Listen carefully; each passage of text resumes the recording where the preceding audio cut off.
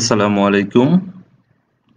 কারিগরি শিক্ষা অধিদপ্তর ও A2I এর যৌথ উদ্যোগে দক্ষতা বাতায়ন ফেসবুক পেজে diploma in engineering online live ক্লাসে সবাইকে সুস্বাগতম। আমি ফাওয়াদ ষষ্ঠ পর্বের ইঞ্জিন টেস্টিং অ্যান্ড পারফরমেন্স 67161 এই বিষয়ের উপর ক্লাস নিব। প্রতিদিনের মতো পাঠ উপস্থাপনায় আমি মোহাম্মদ মাইনুদ্দিন, জুনিয়র ইনস্ট্রাক্টর, পাওয়ার, চট্টগ্রাম পলিটেকনিক ইনস্টিটিউট। প্রিয় শিক্ষার্থী, আশা করি তোমরা সবাই ভালো আছো। প্রিয় শিক্ষার্থী, আমরা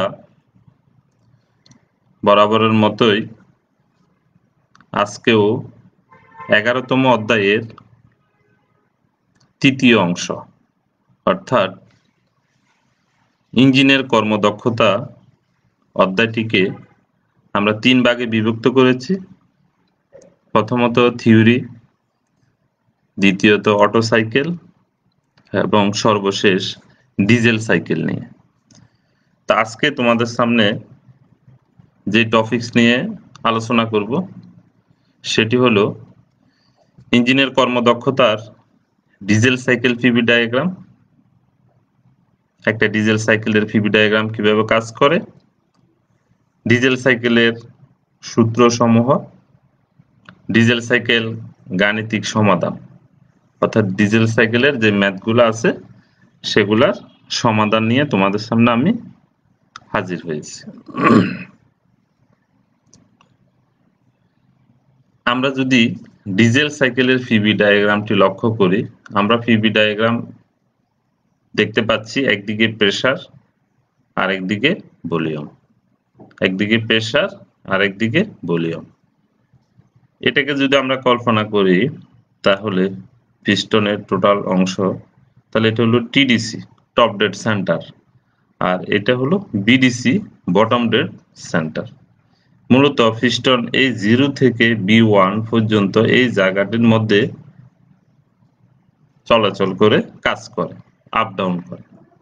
এর মধ্যে B1 থেকে B2 পর্যন্ত পিস্টন চলাচল করতে পারে, তো এই জন্য এটাকে বলা হয় পিস্টন ডিসপ্লেসমেন্ট। এই B1 থেকে B2 এটাকে বলা হয় পিস্টন ডিসপ্লেসমেন্ট।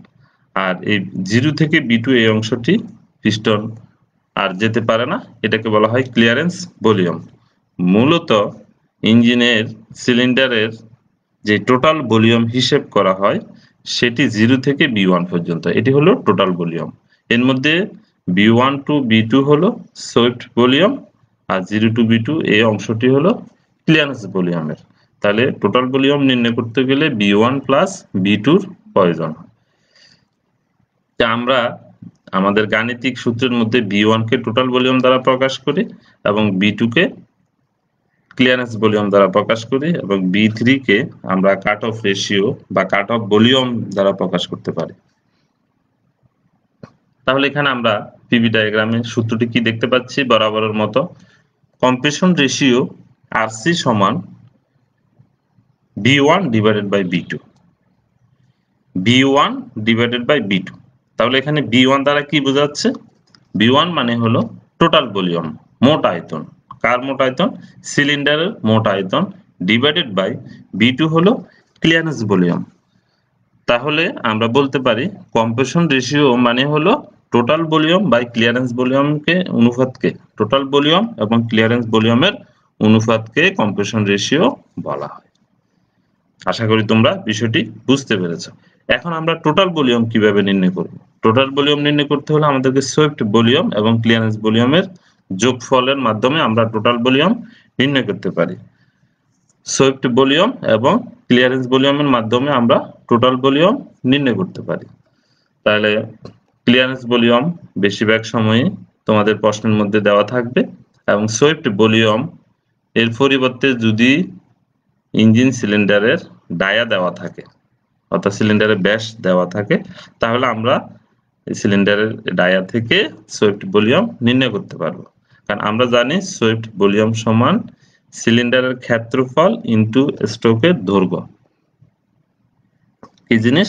সিলিন্ডারের ক্ষেত্রফল ইনটু স্ট্রোকের দৈর্ঘ্য। তাহলে সিলিন্ডারের ক্ষেত্রফল কিভাবে নির্ণয় করে? Pi D square by 4 into L. এটা দিয়ে আমরা সোয়েপ্ট ভলিউম নির্ণয়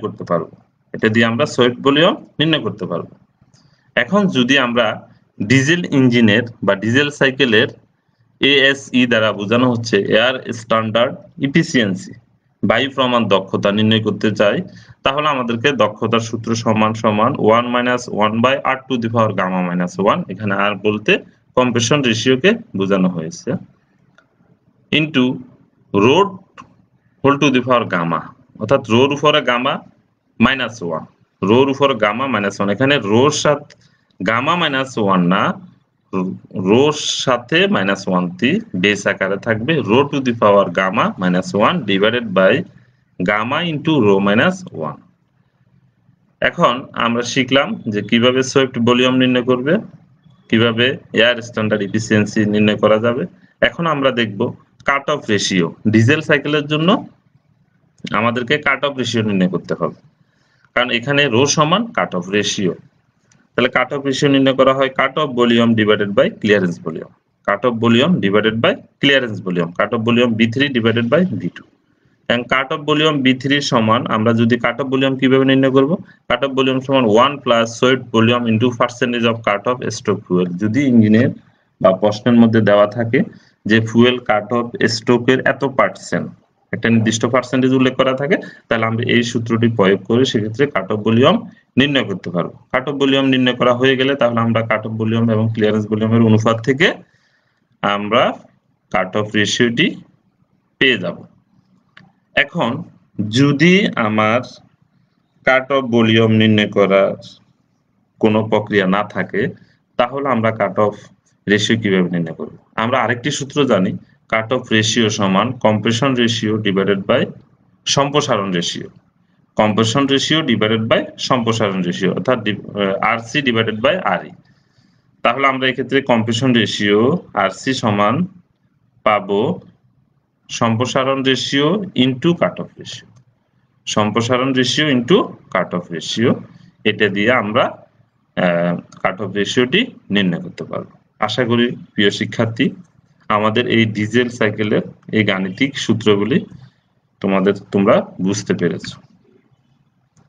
এখন আমরা দেখব ডিজেল সাইকেলের অল্টারনেটিভ আরো কিছু সূত্র।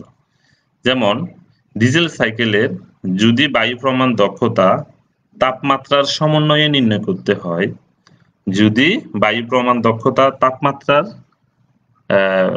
দিয়ে নির্ণয় করতে হয়, তাহলে সেক্ষেত্রে সূত্রটি হলো 1 মাইনাস 1 বাই গামা ইন্টু সম্প্রসারণ শেষের তাপমাত্রা মাইনাস সংকোচন শুরুর তাপমাত্রা ডিভাইডেড বাই সম্প্রসারণ শুরুর তাপমাত্রা মাইনাস সংকোচন শেষের তাপমাত্রা। তাহলে এখন সম্প্রসারণ শেষ শুরু, সংকোচন শুরু শেষ, এই বিষয়টি আমরা কিভাবে বুঝবো? আমরা ফিবি ডায়াগ্রাম দিকে একটু লক্ষ্য করি। ফিবি ডায়াগ্রামের মধ্যে দেখা যাচ্ছে 1 থেকে 2 এ পয়েন্টটি হলো কম্প্রেশন, 1 থেকে 2, অর্থাৎ 1 নম্বর পয়েন্টে কম্প্রেশন শুরু হয়েছে, 2 নম্বর পয়েন্টে কম্প্রেশন শেষ। অনুরূপভাবে 3 নম্বর পয়েন্ট থেকে এক্সপানশন সম্প্রসারণ শুরু হয়েছে, 4 নম্বর পয়েন্টে সম্প্রসারণ শেষ।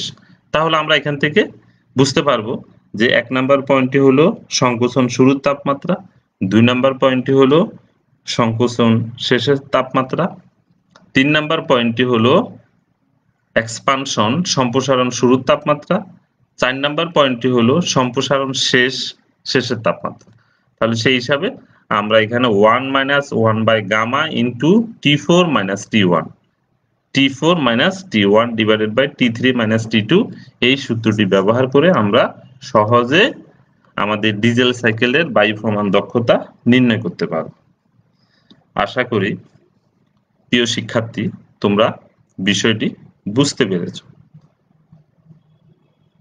এখন আমরা যদি এক নজরে সূত্রগুলো একটু দেখে নিই, তাহলে আমরা দেখতে পাচ্ছি কম্প্রেশন রেশিও আমরা জানি total volume by clearance volume, swept volume ক্ষেত্রফল ইনটু স্ট্রোকের দৈর্ঘ্য, এয়ার স্ট্যান্ডার্ড এফিসিয়েন্সি 1 মাইনাস 1 বার to the power gamma minus 1 into rho to the power gamma minus 1 divided by gamma into rho minus 1। আর integrated power ফিআইএলএ and K 4500 horse পাওয়ারে বের করলে 4500 দ্বারা ভাগ দিব, আর কিলোওয়াটে নির্ণয় করলে 60 দ্বারা ভাগ দিব। ইন্টিগ্রেটেড থার্মাল এফিসিয়েন্সি যদি নির্ণয় করতে হয় তাহলে আমরা ISP into 4500 divided by WF into CB, এখানে ডাব্লিউএফ হলো প্রতি মিনিটে জ্বালানি খরচ এবং সিবিটা হলো জ্বালানির তাপীয় মান। যান্ত্রিক দক্ষতা সমান আমরা জানি ব্রেক পাওয়ার বা ইন্ডিকেটেড পাওয়ার, আর ব্রেক থার্মাল এফিসিয়েন্সি সমান আমরা জানি BSP into 4500 by WF into CB. Frictional horse power সমান indicated horse power minus brake horse power. এবং ব্রেক হর্স পাওয়ার আমরা কিভাবে নির্ণয় করব? ব্রেক পাওয়ার নির্ণয় করব 2 NT বাই 4500 যদি হর্স পাওয়ার নির্ণয় করতে চাই, আর যদি কিলোওয়াট হয় তাহলে 2 NT বাই 60, আর যদি আমাদের ব্রেক মিন ইফেক্টিভ প্রেসার দেওয়া থাকে তাহলে PV/LA and K divided by 4500। এটি আমরা এক নজরে আমাদের সুবিধার্থে সূত্রগুলো দেখে নিলাম। এখানে আয়তনিক দক্ষতা আমরা গত ক্লাসে আলোচনা করছিলাম, যদি কিলো ক্যালোরি থেকে আমরা জুলে কনভার্ট করতে চাই তাহলে সেক্ষেত্রে 4.2 দ্বারা গুণ দিতে হয়, আর যদি কিলো ক্যালোরিকে কেজি মিটারে কনভার্ট করতে হয় তাহলে 427 দ্বারা গুণ দিতে হবে। এবং আয়তনিক দক্ষতা সমান air inlet in suction stroke প্রতি ঘন centimetre divided by swept volume. Mechanical দক্ষতা ব্রেক থার্মাল এফিসিয়েন্সি বা ইন্ডিকেটেড থার্মাল এফিসিয়েন্সি, এবং ইন্ডিকেটেড রিলেটিভ দক্ষতা ইন্ডিকেটেড থার্মাল এফিসিয়েন্সি বা এয়ার স্ট্যান্ডার্ড এফিসিয়েন্সি। অনুরূপভাবে ব্রেক রিলেটিভ দক্ষতা হলো brake thermal efficiency divided by air standard efficiency.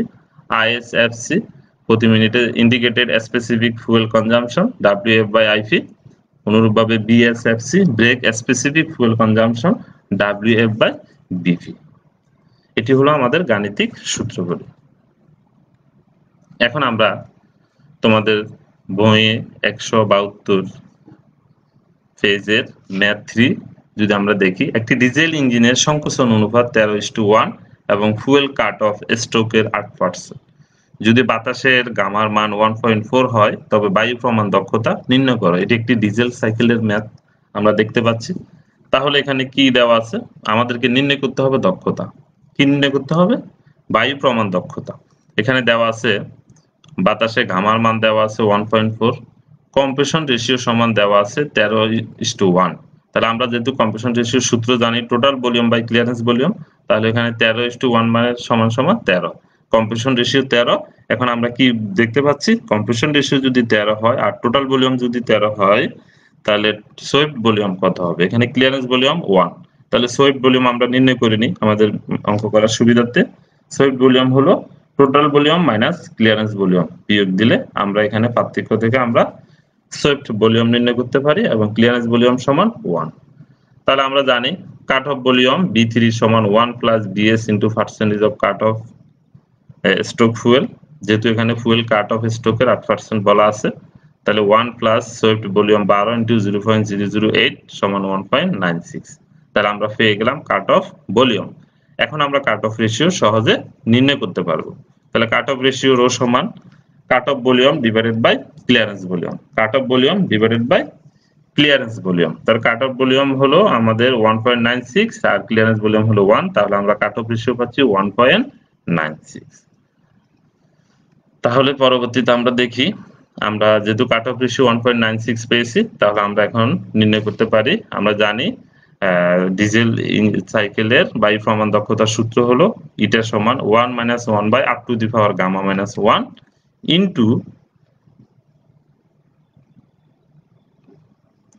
Into rho to the power gamma minus 1 divided by rho divided by gamma into rho minus 1। তাহলে এখানে আমরা 1 minus আমাদের compression ratio 13, বাতাসে গামার মান 1.4 এবং রোর মান হলো 1.96 whole to the power 1.4 minus 1। এক্ষেত্রে মাইনাস 1টি 1.96 এর সাথে বেস আকারে রয়েছে, অনেকে এই বিষয়টি একটু ভুল করে। আর ডিভাইডেড বাই বাতাসের গামার মান 1.4 রোর মান 1.96 মাইনাস 1। তাহলে এই বিষয়টি আমরা ক্যালকুলেশন করার পর আমরা যেটা পাচ্ছি সেটা হলো 1.167 এবং এটা ক্যালকুলেশন করার পর পাচ্ছি 0.358। তাহলে আমরা দুইটাকে যদি গুণফল আকারে নিই তাহলে দেখা যাচ্ছে 0.4177।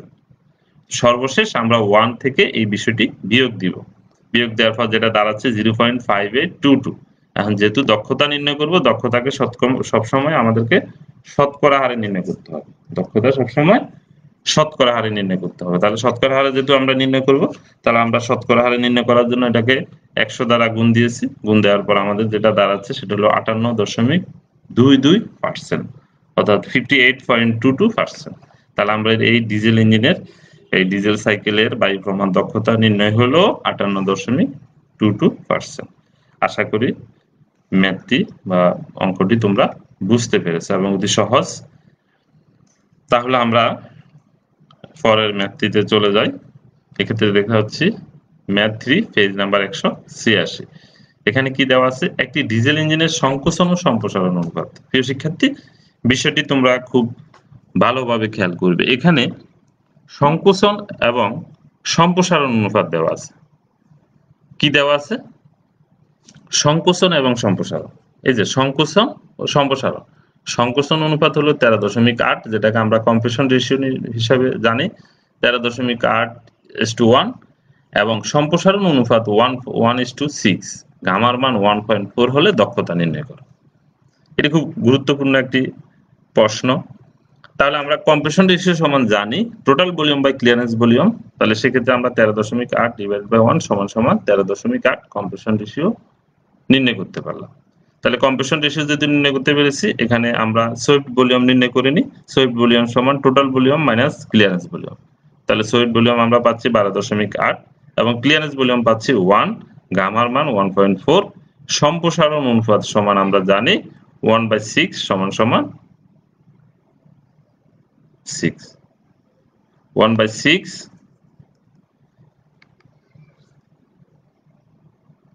তাহলে এই ক্ষেত্রে আমাদের যেটা দেখা যাচ্ছে, আমরা কাট অফ রেশিও যদি এখন নির্ণয় করি, তাহলে কাট অফ রেশিও সমান কম্প্রেশন রেশিও ডিভাইডেড বাই সম্প্রসারণ ratio. Compression ratio divided by সম্প্রসারণ রেশিও 13:8 ডিভাইডেড বাই 6 সমান 2.3।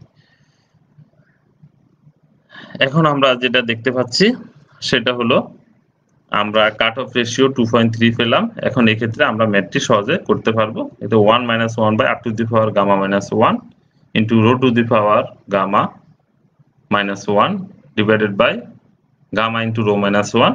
এক্ষেত্রে আমরা কম্প্রেশন রেশিওর মান 13.8 এটা পেলাম এবং কাট অফ রেশিওর মান 2.3 এটা পেলাম। এটা দিয়ে আমরা যে ম্যাথটি দাঁড়ালো, দুইটা এটা ক্যালকুলেশন করার পর আমাদের যেটা হচ্ছে সেটা হলো 1.2139 এবং এটা ক্যালকুলেশন করার পর আমাদের দাঁড়াচ্ছে 0.3449। তাহলে দুইটার গুণফল আকারে যেটা হচ্ছে সেটা হলো 0.4247, 0.4247। হ্যাঁ, 0.4247 যখন হচ্ছে, তাহলে আমাদের এখানে যেটা দাঁড়াচ্ছে সেটা হলো 57.52%, 57.52%। তাহলে আমরা যদি কম্প্রেশন রেশিও এবং সম্প্রসারণ রেশিও দেওয়া থাকে, তাহলে আমরা ম্যাথটি কিভাবে করব সেটা আশা করি তোমরা বুঝতে পেরেছো। এখন আমরা আরেকটা ম্যাথে যাচ্ছি, সেটা হলো math 4 page number 186। Math 4 page number 186। এখানে আমরা দেখতে পাচ্ছি একটা ডিজেল ইঞ্জিনের সংকোচন অনুপাত 14 এবং ফুয়েল কাট অফ স্ট্রোকের 5.5%। যদি বাতাসের গামার মান 1.4 হয় তবে বায়ু প্রমাণ দক্ষতা সমান নির্ণয় করো। তাহলে আমরা গামার মান 1.4, কম্প্রেশন রেশিও পাইলাম 14 ডিভাইডেড বাই 1 সমান 14, সোয়েপ্ট ভলিউম পাইলাম 14 - 1 সমান 13, ক্লিয়ারেন্স ভলিউম সমান 1। তাহলে এক্ষেত্রে আমরা সহজে নির্ণয় করতে পারি ফুয়েল কাট অফ ভলিউম। তার কাট অফ ভলিউম সমান আমাদের যেটা দাঁড়াচ্ছে সেটা হলো 1 plus swept volume into percentage of cut off stroke fuel. তাহলে এক্ষেত্রে আমাদের 1 প্লাস সোয়েপ্ট ভলিউম আমরা পাচ্ছি কত? 13 ইন্টু 0.005 সমান 1.715, 1.715। তাহলে এক্ষেত্রে আমরা কাট অফ ভলিউম পেয়ে গেলাম। এখন আমরা যদি আবার আমরা জানি কাট অফ রেশিও সমান cut off volume divided by clearance volume. তাহলে কাট অফ ভলিউম আমরা পেয়েছি কত 1.715 1.715 তাহলে cut off volume divided by clearance volume তাহলে 1.715 ডিভাইডেড বাই 1 সমান সমান 1.715 তাহলে আমরা কাট অফ রেশিও নির্ণয় করতে পেরেছি। কাট অফ রেশিও নির্ণয় করতে যখন পেরেছি তাহলে আমরা সহজে বায়ু প্রমাণ দক্ষতা নির্ণয় করতে পারবো। কিভাবে আমরা দেখতেছি। তাহলে আমরা cut off volume by clearance volume সেখান থেকে আমরা 1.715 নির্ণয় করতে পেলাম। এখন আমরা দেখব দক্ষতার সূত্র। ডিজেল সাইকেলের দক্ষতার সূত্র আমরা জানি এটা সমান 1 - 1 by r to the power gamma minus 1 into rho to the power gamma minus 1 divided by gamma into rho minus 1। তাহলে কি দাঁড়াচ্ছে আমাদের কম্প্রেশন রেশিওর মান ছিল 14।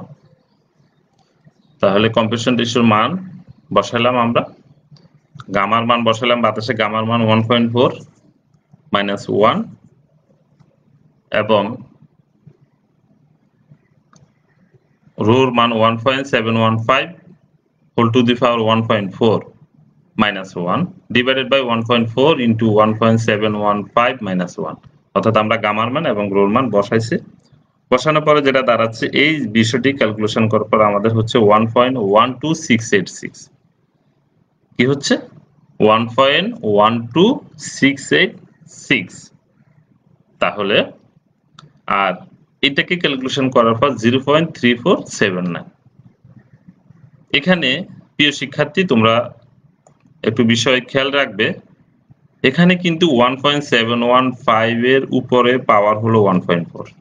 আমরা প্রথমে এই বিষয়টি ক্যালকুলেশন করব তারপরে এটা থেকে 1 বিয়োগ দিব। এখানে যে রেজাল্ট পাবো প্রাপ্ত ফলাফল সেই ফলাফল থেকে 1 বিয়োগ দিব। আমরা কোনোভাবে 1.4 মাইনাস 1 করব। এই বিষয়টি আমাদেরকে খেয়াল রাখতে হবে। তাহলে এই দুইটার গুণফল আমরা পাচ্ছি 0.3920। কি পাচ্ছি 0.3920। তাহলে এটা থেকে সর্বশেষ আমরা 1 বিয়োগ দিব। তাহলে 1 মাইনাস 0.3920 এটা বিয়োগ দেওয়ার পর আমাদের ফলাফল পাচ্ছি 0.6079 0.6079। তাহলে আমরা এটাকে বরাবরের মতো শতকরা হারে প্রকাশ করার জন্য কি করতে হবে আমাদেরকে 100 দ্বারা গুণ দিতে হবে। তাহলে 100 দ্বারা যদি আমরা গুণ দিই তাহলে আমাদের ফলাফল হচ্ছে বায়ু প্রমাণ দক্ষতা নির্ণয় হচ্ছে সেটা হলো 60.79 অর্থাৎ 60.79 60.79 আমরা এইটি বায়ু প্রমাণ দক্ষতা মান নির্ণয় করলাম। আশা করি তোমরা এই গাণিতিক সমস্যাগুলি বুঝতে পেরেছ। বাসায় তোমরা এটা প্র্যাকটিস করবে। আমরা এখন যে ম্যাথটি দেখব সেটা হলো তোমাদের সমস্যা 4 এবং পেজ নাম্বার 172 পেজ নাম্বার 172। এখানে আমরা কি দেখতে পাচ্ছি এখানে আমরা দেখতে পাচ্ছি একটি আদর্শ ডিজেল চক্রে সংকোচনের শুরু ও শেষের তাপমাত্রা যথাক্রমে 57 ডিগ্রি সেলসিয়াস এবং 603 ডিগ্রি সেলসিয়াস। সম্প্রসারণ শুরু ও শেষের তাপমাত্রা যথাক্রমে 1950 ডিগ্রি সেলসিয়াস এবং 870 ডিগ্রি সেলসিয়াস। তাহলে আমরা এখানে যে টেম্পারেচারটি দেখতে পেলাম যে একটা ডিজেল চক্রে কম্প্রেশন শুরু এবং শেষের তাপমাত্রা 57, কম্প্রেশন শুরুর তাপমাত্রা 57 এবং শেষের তাপমাত্রা 603 এবং এক্সপানশন শুরু হলো 1950 ডিগ্রি সেলসিয়াস এবং 870 ডিগ্রি সেলসিয়াস মানে 870। তাহলে আমরা প্রথমে যে বিষয়টি তোমাদের সাথে আলোচনা করেছিলাম গাণিতিক সূত্রগুলি ফিবি ডায়াগ্রামের মধ্যে সেখানে কিন্তু এই বিষয়টি উল্লেখ ছিল। তাহলে আমরা সংকোচন শুরুর তাপমাত্রাকে যদি T1 দিয়ে প্রকাশ করি যেহেতু আমাদের সেলসিয়াসের মান দেওয়া আছে এটাকে আমাদেরকে কেলভিনে অবশ্যই কনভার্ট করে নিতে হবে। আমরা জানি 0 ডিগ্রি সেলসিয়াস সমান 273 ডিগ্রি কেলভিন। 0 ডিগ্রি সেলসিয়াস সমান 273 ডিগ্রি কেলভিন। তাহলে আমরা 57 সাথে 273 যোগ করলে আমাদের যে মানটি হবে সেটা হলো সংকোচন শুরুর তাপমাত্রা। অনুরূপভাবে সংকোচনের শেষের তাপমাত্রা T2 603 ডিগ্রি সেলসিয়াস ছিল, এটাকে আমরা কেলভিনে কনভার্ট করতেছি 273 দ্বারা গুণ দিয়ে। সম্প্রসারণ শুরুর তাপমাত্রা T3 1950, এটার সাথে 273 যোগ করলাম। সম্প্রসারণ শেষের তাপমাত্রাকে T4, এটার সাথে আমরা 870 ছিল, এটার সাথে আমরা 273 যোগ করলাম এবং গামার মান 1.4 ছিল। এখন আমরা জানি যে ডিজেল সাইকেলের যদি সংকোচন শুরু এবং শেষের তাপমাত্রা, সম্প্রসারণ শুরু এবং শেষের তাপমাত্রা দেওয়া থাকে বা জানা থাকে, তাহলে বায়ু প্রমাণ দক্ষতার কোন সূত্রটি প্রয়োগ করতে হয়। তা আমরা দেখতে পাচ্ছি এখানে ইটা সমান 1 - 1 বাই গামা ইন্টু সম্প্রসারণ শেষের তাপমাত্রা মাইনাস সংকোচন শুরুর তাপমাত্রা। আমরা সম্প্রসারণ শেষের তাপমাত্রাকে কি দ্বারা প্রকাশ করেছি? সম্প্রসারণ শেষের তাপমাত্রা T4।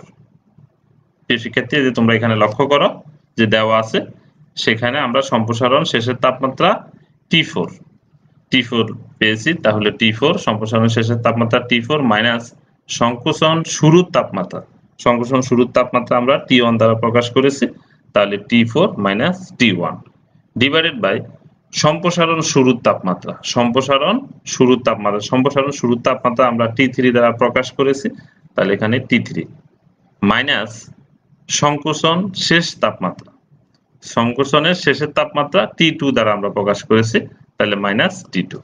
তাহলে আমরা এখানে 1 - 1/4 T4 এর মান পাচ্ছি আমরা এখানে 870 প্লাস 273 যোগ করলে 1143 মাইনাস 330 T1 330, T3 হলো 1223 2223 মাইনাস T2 876।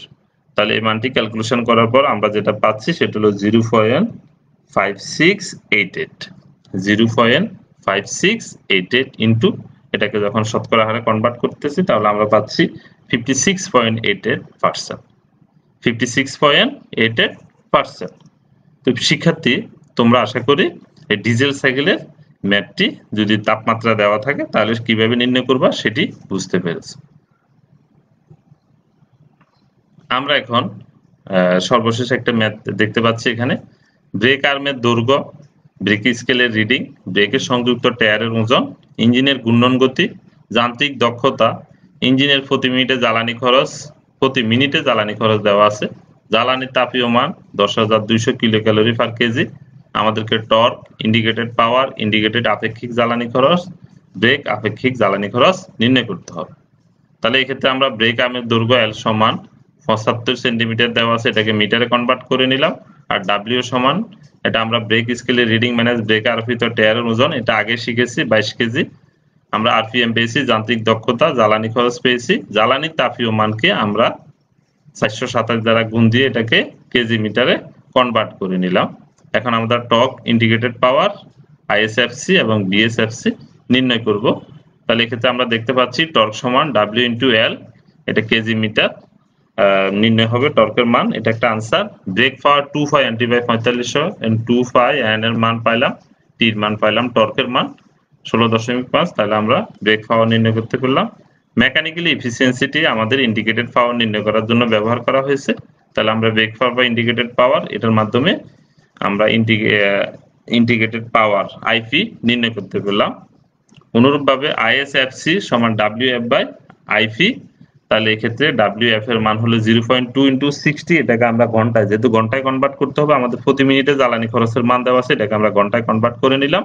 আর আইপি এর মান 10.36, এটা দিলাম 1.115, এটা হলো ইন্টিগ্রেটেড স্পেসিফিক ফুয়েল কনজাম্পশন। অনুরূপভাবে BSFC WF by BP kg IP hour, এটাও 0.2 × 60 দ্বারা গুণ দিয়ে এটাকে ঘন্টায় কনভার্ট করে নিলাম এবং বিএসএফসি পাইলাম 1.44। হ্যাঁ, আশা করি তোমরা এই ম্যাথটি বুঝতে পেরেছ।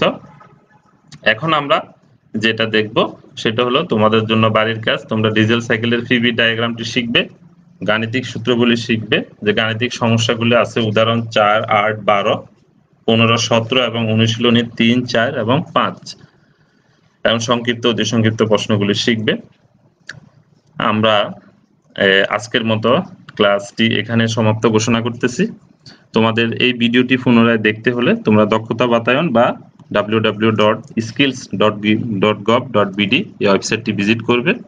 আশা করি পরবর্তী ক্লাস পর্যন্ত তোমরা সবাই ভালো থাকবে, সুস্থ থাকবে। এই বলে আজকের মতো ক্লাস আমি এখানে শেষ করছি। সবাইকে ধন্যবাদ। আসসালামু আলাইকুম।